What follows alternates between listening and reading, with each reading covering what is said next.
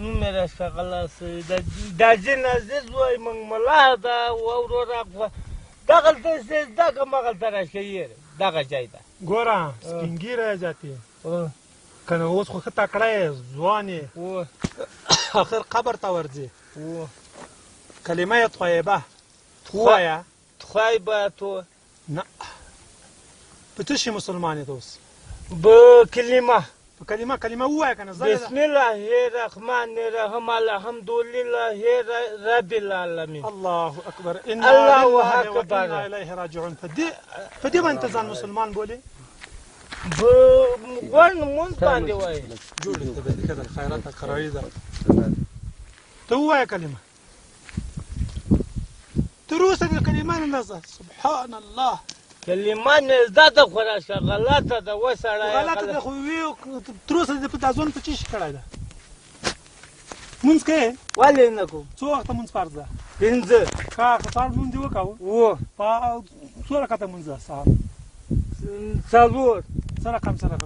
سر کې سنت اخر کې فرض ها دا فرض کې اول کې سبحان الله ته ووایه سورة الفاتحه ووایه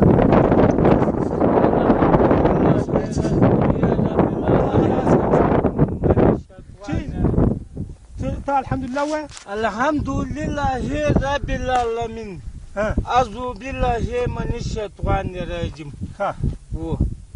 دغه نیت پسې لاخره مونږ زه دغه وایه د تیر ټیټي کې رکعت کور دې چېرته ده مونږ خو بیا خو لاخره پسې وایم که نور ووایه الحمدلله همدا ده ولې له الله نه ډارېږي مونځ دې څنګه نه ده کلمه دې نه ده زده مونځ مې زده ده که ومایه خو له ګډ واډ هلکه دا خو به لیونی نه وي که نه په څه ده که لیونی دلته راسئ تاسې هم راسئ دلته راسئ دلته ودرېږئ راسه درې واړه ته ووایه څه شی وایم ودرېږئ بسم الله الرحمن ما زبه نه پیاوړي وروره دلته ودرېږئ تاسې وایه ودرېږئ دلته لا اله الا الله لا اله لا اله الا الله محمد رسول الله دا کلمه ده که وروره دلته نور هم ډېره مې زده ده خو راشکه غلطه چې یېره ګوډه ماته چې راشکه زه په خپله ځان کې ښه نه یم رمې ته ښه یې رمې ته م نه یم کله په یوه خیل یم کله په بل خیل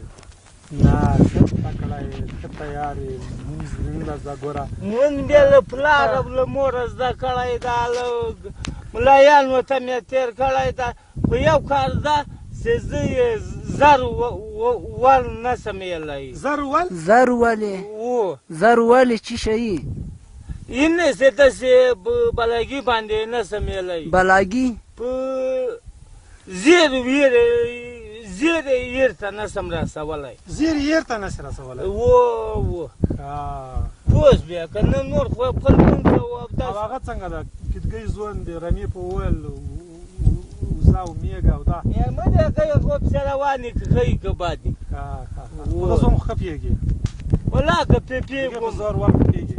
چې پېپېدی نو دوی به اوس دلته ولاړ زده که مسلمان یې لمونځ کوه لمونځ خو دې ټکه نه ته اتحیات ووایه څه وخته لمونځ فرض ده 5 وخت هغه یې زده ده 5 وخت په خبرو کې وایي چې 5 وخته لمونځ فرض ده څو رکعته دي د هر وخت ته ور وښیه د هر وخت و دې لمونځ اصل نه ده رکعتونه به څه کې مولوي صاحب هغه فیض الله اخوند ته وایه اتحیات ووایه التحيات لله والصلوات والطيبات والنبي رحمة الله بركاته الحمد لله رب العالمين من الشيطان الرجيم الحمد وای څو کاله عمر دې ده من غي ماته ولا خپل عمر معلوم څلوېښت خو به یاره څلوېښت شپېتو ته به رسېده شپېته کاله دې په اسلام کې تېر شوي نو ډېر موږ نه بیا ښه ته ځکه عمر د اسلام کې ډېر تېر